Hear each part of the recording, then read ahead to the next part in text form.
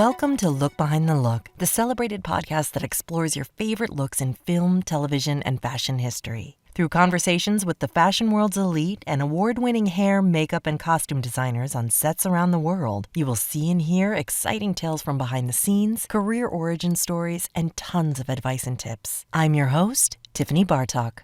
Hi, everybody. Welcome to Look Behind the Look. I am excited to announce that this episode is sponsored by Alcone Company. Since 1952, Alcone Company has supplied the professional industry with makeup, tools, and the hard-to-find materials used to create award-winning special effects. The retail store on 49th Street is stocked with all the must-have makeup brands and products used by pros, making it the go-to source for makeup artists and a destination stop for die-hard enthusiasts from around the globe. This is a very special film that we're talking about today. It is Babylon. Yes, Jaime Leigh McIntosh is back again on the show. So happy to have her back.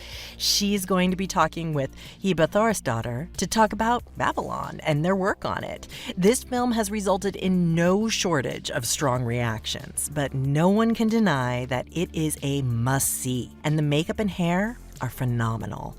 These two are on the Oscar shortlist and the BAFTA longlist for their work in this film, and we talk about all of the challenges that they encountered and how they accomplished their tremendous task of department heading this roller coaster of a film. This year alone, Jaime department headed the three most talked about films on your list: Blonde, Don't Worry Darling, and Babylon. And she shares so many delicious videos and photos of her process on her IG, so definitely check that out. And I know you probably listened to her wonderful podcast, Last Looks. Heba's career is a tremendous one as well. Department heading for several of Quentin Tarantino's films, Suicide Squad, Ant-Man. She is constantly in demand. So head to her IG as well for some fantastic BTS reels and product reveals. Enjoy this episode. I know you will.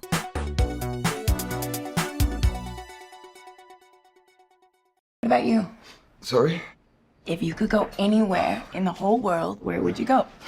I always wanted to be part of something bigger. I love that answer. Something that lasts, that means something. Something more important than life. Yes. It's written in the stars. I am a star. If I had money, I would only spend it on things that were fun, you know? Not boring things like taxes. I'm just one for everyone to party forever.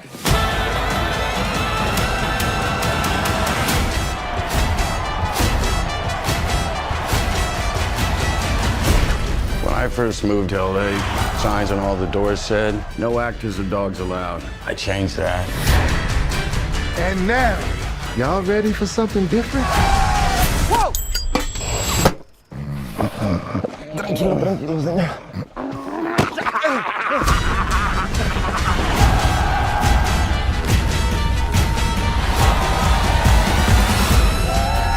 You know what we have to do?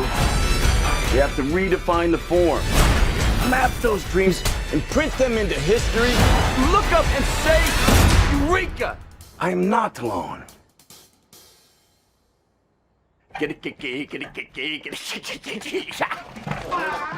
Jaime Leigh, you've been shortlisted for the Oscar now for two films, and both of you are shortlisted for Babylon. And so that is where we are as we're recording this. I'm certain there will be a nomination, but we will soon find out, I think, on the 23rd. But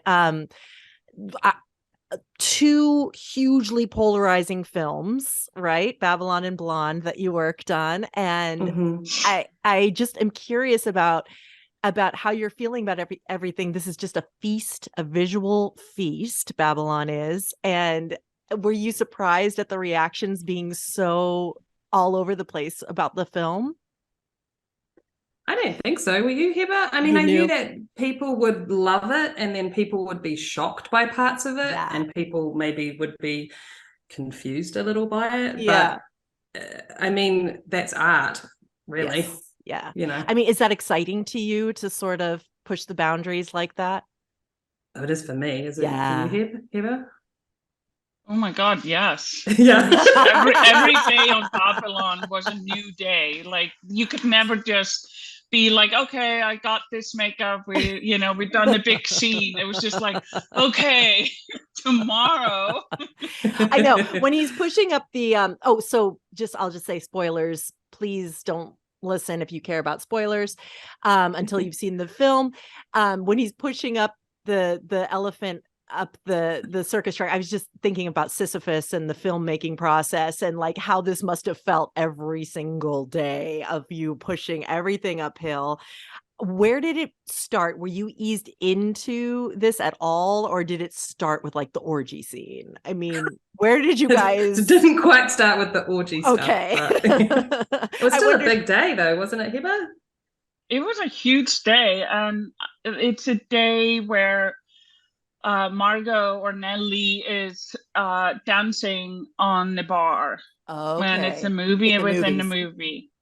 And so the makeup has to work both for black and white. Yeah. She had to cry literally for a day. Yeah. Just over and over and over again. And did she really? Tear. She really did that. One tear. Come on. Amazing. Oh my God. Did 300 and something episodes on a soap, so I had a fair share of practice crying on cue. How? I don't know, mate. I think it's like a muscle. I could say to a director, do you want it on my left eye or right eye? Stop. And tell me the word you want it to drop. And what is going through your head? Like, where does it come from? I don't know, just... Honestly, it sounds so stupid and derivative, but I just think of something sad. That scene blew my mind. Yes, she really did that. Wow, that's incredible. So then did you had to touch her up? Was it easy to do between each of those cries? No.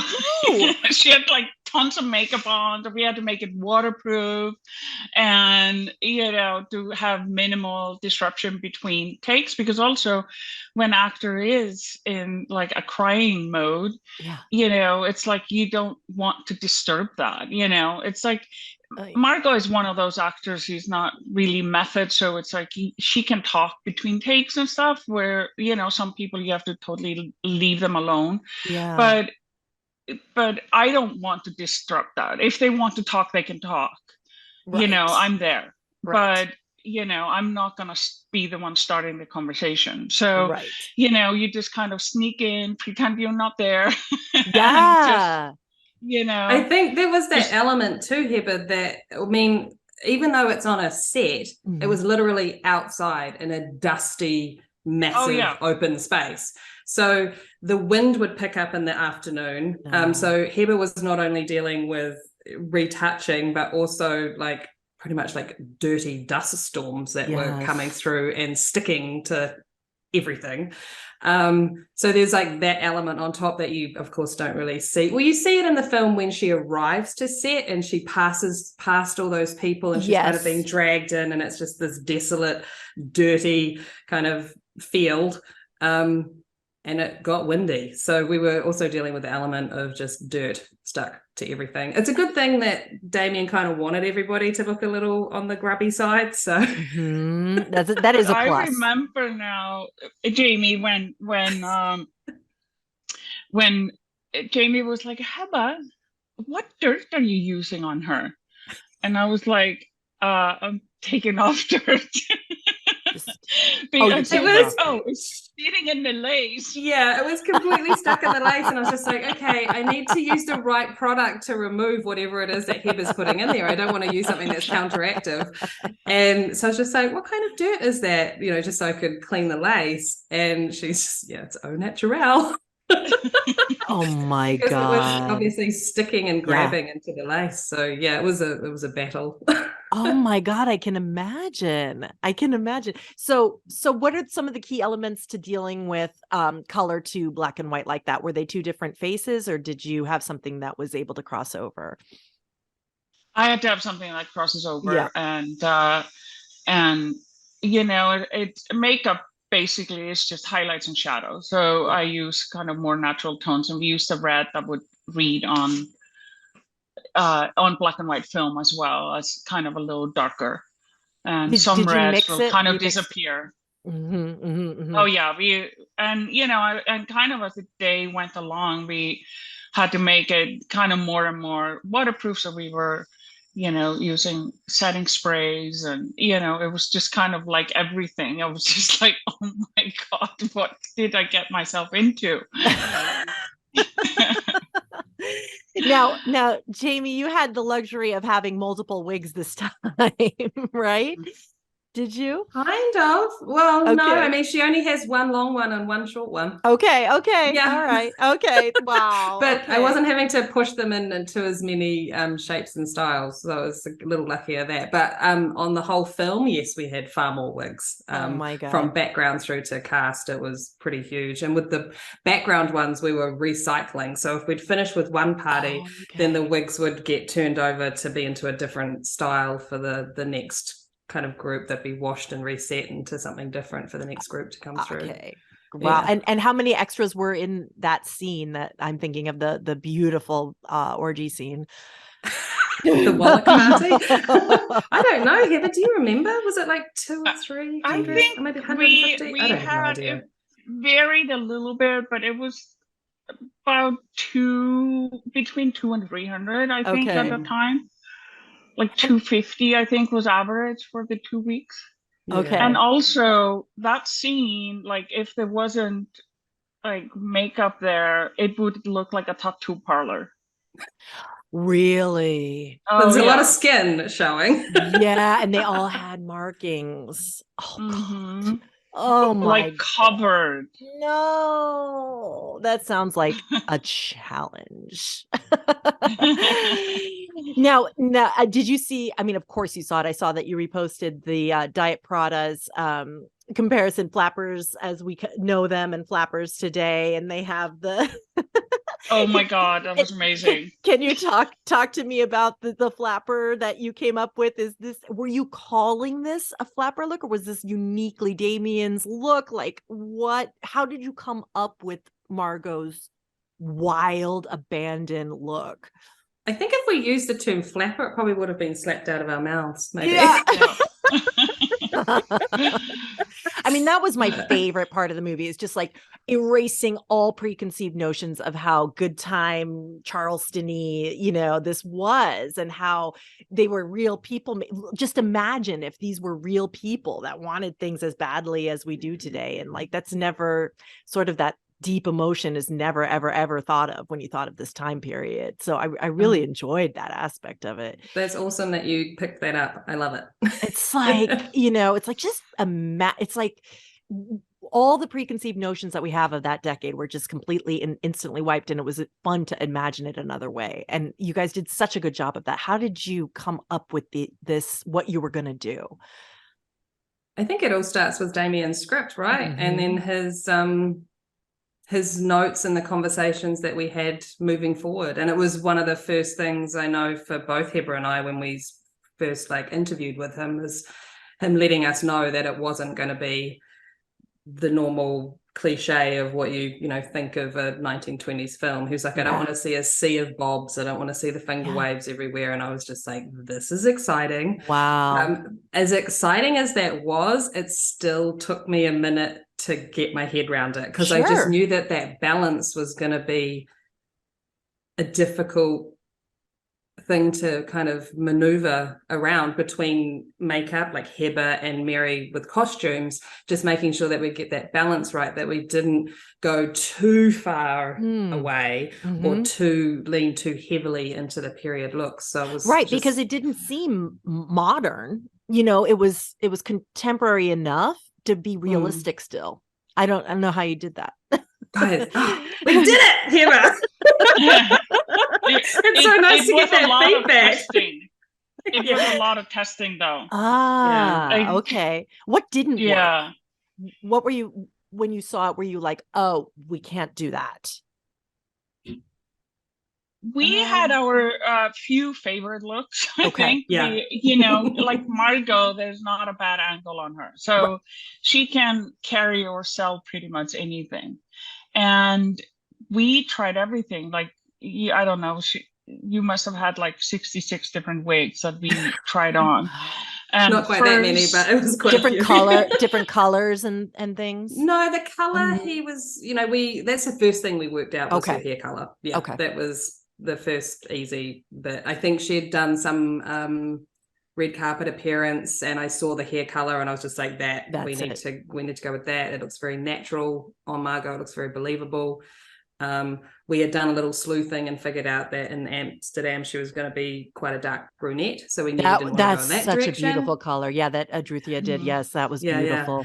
And then we didn't want to do the super blonde that we've kind of seen Margot with a lot, so we kind of stayed in that middle territory. Okay. And then we just did everything from like micro bangs and short like bobs like this that were still messy and could get sweaty and all that kind of stuff, through to like the long and wavy. And we just had a day, Heba and I and Margot, kind of trying out a whole bunch of different looks, different makeups, different wigs, and photographing them all and then sending those to Damien. And then he wanted to put them on camera. Where in the COVID timeline are you in this? In COVID, I think. Was that our second? That was my second COVID job. Yeah. Okay. My third. Yeah, it was, I think, I don't know. I can't remember. I think my third or fourth. I was just curious if you guys were able to all be together figuring all of this stuff out. And we had done Don't Worry Darling together. Okay. Jaime Leigh and I. And then we both went on separate jobs, and then we came back for this a few months later. Okay. But they waited actually for the vaccinations to come out before they shot it, because they knew they couldn't really shoot it without it. Well, not that one scene. Oh my God. just any of those, there's such big background scenes. It's just like, and if Damien had compromised and taken them out, it's just like, what would we be left with? Like, you needed those big beautiful scenes to pull it together. So we were just waiting. I think Heba interviewed before COVID, and then I interviewed a couple of weeks after COVID, kind of the shutdown, and then we had to wait for over a year before we started shooting. So got it. Okay. Well, so you had a lot of time to sit and think. I know every day you just sat there and you thought about the hair color. No. Well,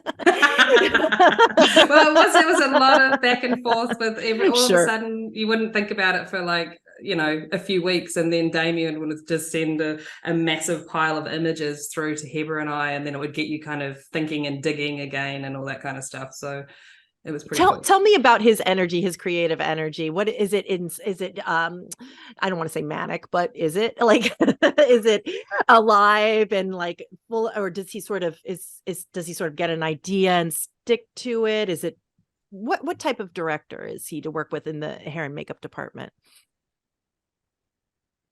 He kind of just gives you an idea and he sort of lets you run with it. He told me, for example, he was like, in anything in the makeup, if you like with the dirt and the sweat and stuff, he was like, if you think you have gone overboard, then do 20 times more.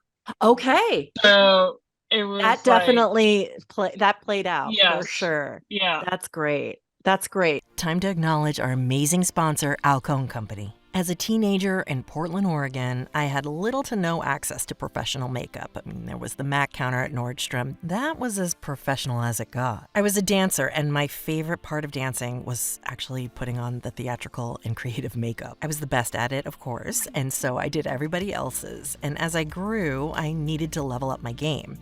Now, I learned about Alcone Company from researching where the Ben Nye kits came from. You remember those. And I can remember being so excited to call the 1-800 number and order that catalog. The catalog opened up a glorious new world to me. When I finally moved to New York in 1999, Alcone was my favorite place on earth. The only place where people spoke the beautiful language of professional makeup. The retail store on 49th Street had this incredible wall of autographs signed by famous makeup artists, actors, and celebrity customers. Of course, there was Kevin O'Quan's autograph, and that's an amazing story in itself. It was the place where I could take any creative challenge as I was learning theatrical makeup, and someone would guide me to the tools that I needed, because I was a classic fake-it-till-you-make-it artist, and they helped me to make it. Family-owned Alcone Company has been here since 1952, supplying professional industry with makeup, tools, and the hard-to-find materials that are used to create award-winning special effects. And speaking of pros, Alcone Pro is now better than ever. It's offering exclusive discounts to professional makeup artists and students. It's really easy to apply online, really easy. I did it in 2 seconds. There is no membership fee to join, which is amazing.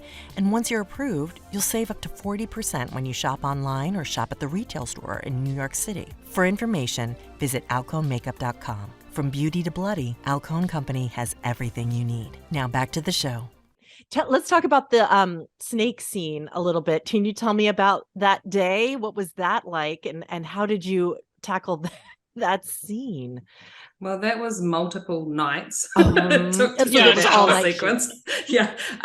And we kept standing there going, couldn't we have done this on stage? Why are we out in the middle of nowhere right now? I'm scared. Freezing. Because it was Freezing. cold. And she was wearing overalls. That's God, I remember the overalls. Yeah. Yeah. Oh my gosh. And then, okay, that was an amazing scene. That was fantastic. I love I mean, it was funny to watch. So sure. I'm glad that the end result was also quite hysterical. Like I was giggling watching her run around with the snake. And then Jack Conrad getting hit by the car and his yes. It was so good. Scream. Sorry, it was all very funny. It was entertaining to do it as well. So right. Right. Yeah. That was amazing. And how long did you shoot this? I think all up it was 74. Jesus. We had a couple of insurance days or something that we went over. It was meant to be 71, I think. So in what ways did you keep your stamina up for this shoot? Was it just that kind of energy? Like you must have just tequila shots, Heba? No. I know, right? A lot of espressos. Yeah. And there was such a camaraderie with everyone. Sure. Like I love working with Jaime Leigh and being in the trailer with her. We had a great department. The actors were amazing. So it's like we all had a really good time, and we, I felt very supported by the cast and the crew, and so it was and it's like Margot is just a dream in the chair. Wow. And yeah, she's a trooper too. She's a machine, like in the best possible way. She just is so professional and so conscious and aware of the departments that need to do their thing. So she'll just stand there, let you, quickly do your thing, and then she'll be off to the next thing that she needs to do. Like she's quite unique. Yeah. That the whole concept of a star being something you just know when you see it, and how that's perfectly cast for that to express that, because there's just no denying that she is a star, and you don't really, is it hard to not like go crazy on her, like want to do everything on her, want to try absolutely everything? Do you ever have to pull back a little bit, or do you ever say that's too much, she doesn't need that? I wonder what it's like to work with like somebody who's just could be sitting there, blank, and sort of knowing exactly what to do, what needs to be done and what doesn't need to be done to somebody like that. I think you've done quite a few extremes with Margot over your working career, haven't you, Heba? I mean, you've done like Harley Quinn through to, yeah.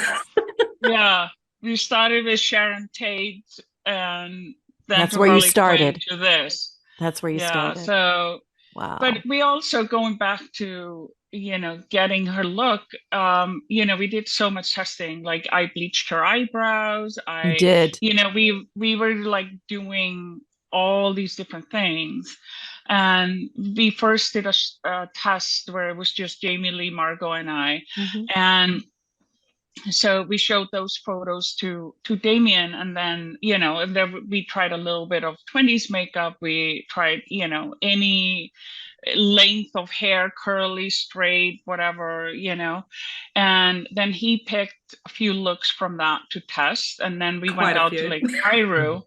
Yeah. Like, you didn't narrow it down very much. Yeah, like 15 out of the 20 or whatever. Yeah. And so, and then we started, and Mary Sofres was there, and was kind of working out the dress. I think there was like a few different versions of it. Mm-hmm. And we were all just standing there. I remember Jaime Leigh, Mary Sofres, and I, we were just like, oh, he just wants Studio 54. Okay. And I think all three of us kind of took an inspiration from that. It was just like the way she was moving and the way they were shooting it. And I think that day was like a key to kind of her look when it kind of dawned on all of us. It's like, okay, we're not doing a 20s movie we thought we were doing. Yeah. And it gets like you do all that, and then you go and watch it all, and watch the dailies of it, and it's still just talking about the type of director he is. With certain things he knows immediately, but with Nellie he really took his time finding that character. It was a lot of discussion and a lot of going back and forth between different hairstyles and different makeup looks and stuff, and trying to really find the Nellie that he had written, I suppose, on the page, and that him and Margot had spoken about. So it was, and he knew, I think he gave me his decision, like I had told him, look, listen, I need, this many weeks to get a wig made, and we're getting very close to I think it was like the last day I'd given him a deadline of like, we need a decision, like which way are we going? And it was just in the nick of time that he was just like, we're going to do this. And I was just like, okay. Oh my God. You're like, I know it's going to be right, but I need to know what it is right now. Well, sure. She was just such an amazing job. So heartbreaking and incredible. I wanted to talk about the blackface scene, if you guys don't mind. Is that okay? And I just wanted to ask how that came to be and what that was like on set, and how you guys developed and executed that. It was definitely one of the most intense days I've ever had on a set, and for many reasons. And Jovan was incredible with it. And it's like when you read a script, and it's like, and he even said, like, it's like you read it and you don't think about, like, it's like this little snippet in this amazing story. Right. And then you're shooting it, and he has to sit there for like 3 days. So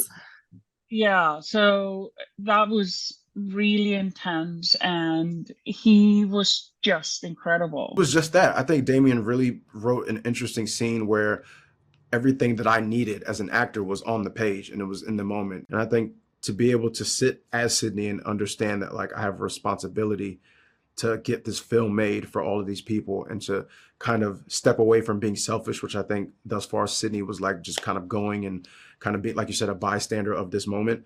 He really had to make a choice that I'm going to do this one time, and after that I've had enough of it and I got to walk away. And we did some tests before we actually had a real Stein's corking. That's actually what's in there. Okay. Like from like the 20s or 30s. And that we got on eBay. I ordered some, props ordered some. We worked very closely with them for a lot of different scenes to have period correct makeup. And we ordered whatever we could find on eBay. So he could have one at home. He wanted to just kind of work with it, feel it, and kind of just not get comfortable with it, but of course, kind of just understand what he's working with. And so he so it is the real thing that he's using there. And so, but we also, for like, he starts applying that, but we also had to work out a color where he is in this bright light on stage. So we airbrushed him for that. Okay. And so we had to kind of match that, which we, just for it to, because the steins, first of all, it would all sweat off. And it also didn't look dark enough under the bright lights we were using on him.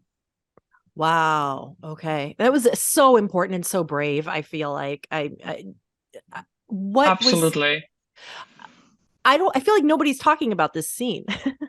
I don't know. I know. I guess we don't know how to talk about it. Is understandable. Absolutely. We don't know how to talk. That's why I wanted to bring it up, because the more we see things like this, it's just so important to understand that was part of history, and we have to talk about it, and to see why we don't do that anymore.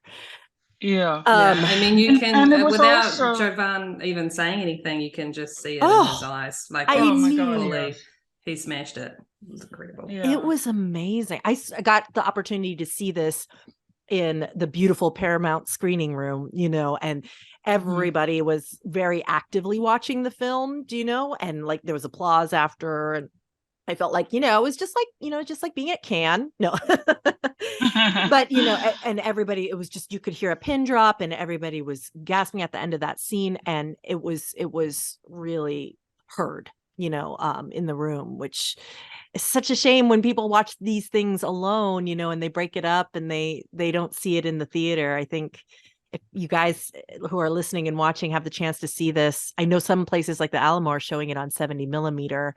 Definitely it's something to experience with an audience, because all of the themes are really important.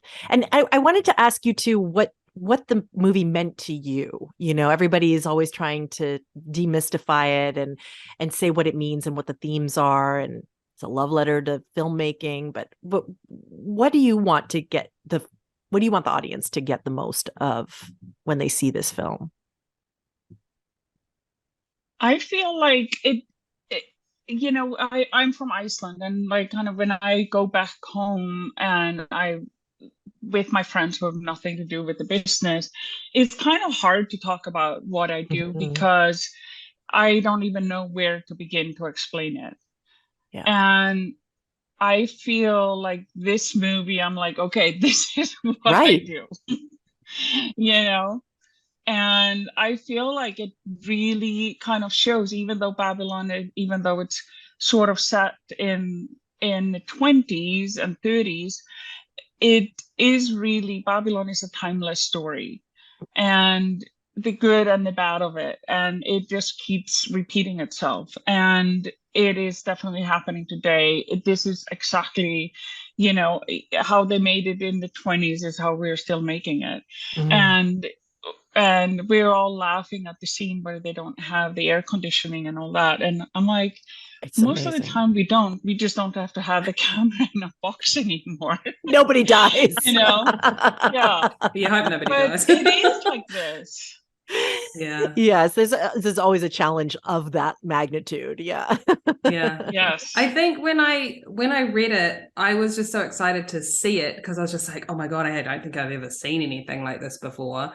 And I think I just want people to see it on big screen. I think it deserves, it is a film. It is shot on film. It needs to be seen in a cinema, just to enjoy the ride, go on it, see the art, the expression of just beauty and crazy and weird and wild. And like, sometimes it's sad. And, and I mean, when I watched it, I didn't realize that there was all this stuff at the end, spoiler, of going through the history of film and everything. And I sat there and I have to say, I was so incredibly proud that I'm part of that industry. I was like, that's me. I'm part of this. Oh, wow. My work is going to be lasting forever, just like Jack Conrad's. I mean, he's on the screen. The actors are on the screen, but it's still our work that is included in that. And it's so cool that Damien just put a massive spotlight on our industry. Like, it's so exciting. That is so beautiful. Oh, yes. They the ending was very emotional, wasn't it? I mean, was it 3 minutes or something? I feel like it was a very long time. I'll have to watch again and see. Maybe I'll go see it in the 70 millimeter. Oh, lastly, I can't leave out Toby Maguire. Can we talk about this? How did this? Please do. What happened here? What? Spider-Man turned creepy. My son is so funny. He's like, "Did you see this movie Babylon?" I was like, "I did." And he was like, "What happened to Spider-Man?" Does he really look like that? That's Toby without any makeup. No. Yeah, exactly. No. We just put him on set, put him in front of the camera. Oh yeah. So what was this based on, and how did this happen?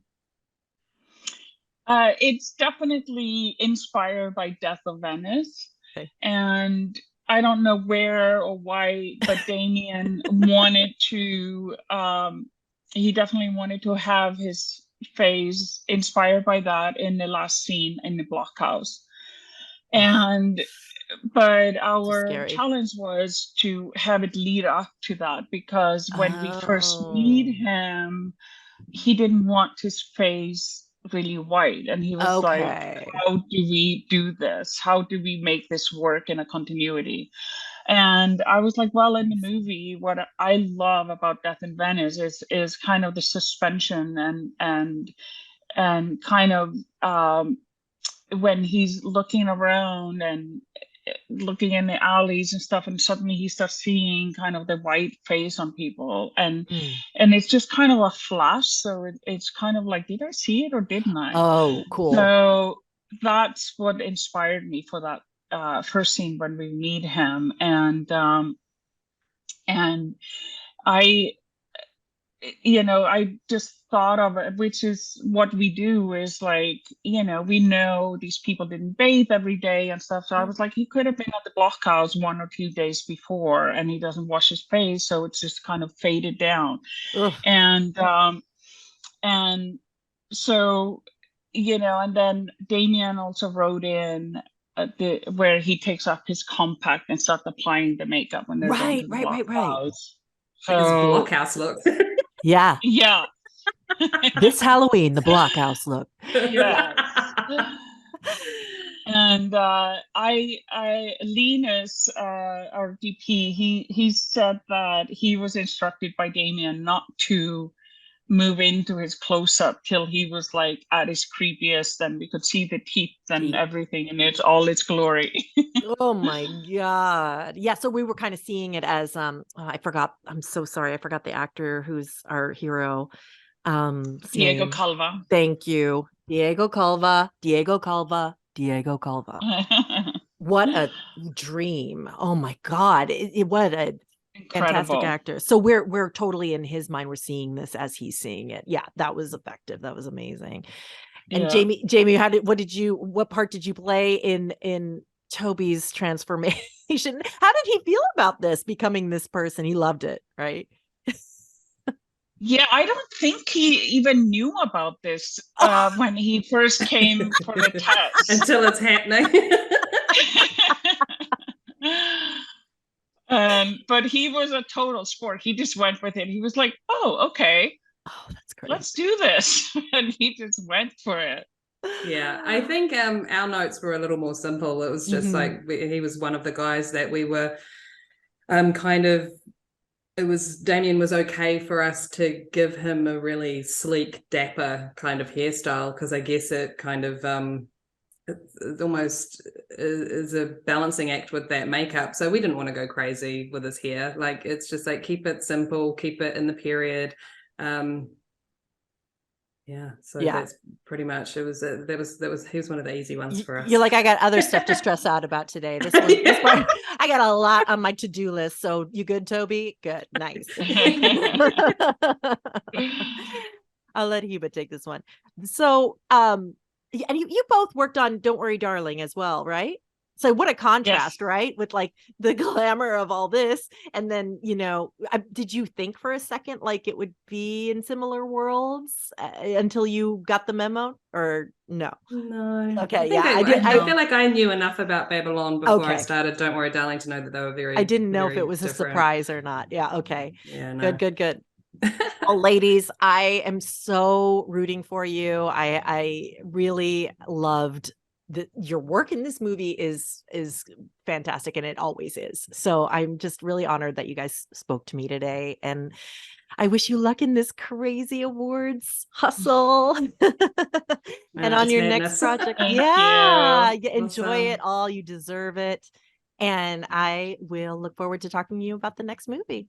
Cool. Thanks, Tiffany. Thank you. Look Behind the Look is a Vinyl Foot production, written by me, your host, Tiffany Bartok, produced by Jace Bartok, edited by Nicole Tucker. If you're interested in learning more, find our video version on the YouTube channel, Look Behind the Look Podcast. There you can see rare photos and clips from our guests. And please follow us on Twitter at Look Behind Pod and Instagram at Look Behind the Look. If you like the show, please rate, review, and subscribe. And tell your friends and spread the word. You can subscribe to us on iTunes or any podcatcher of your choice. Thanks for listening to Look Behind the Look.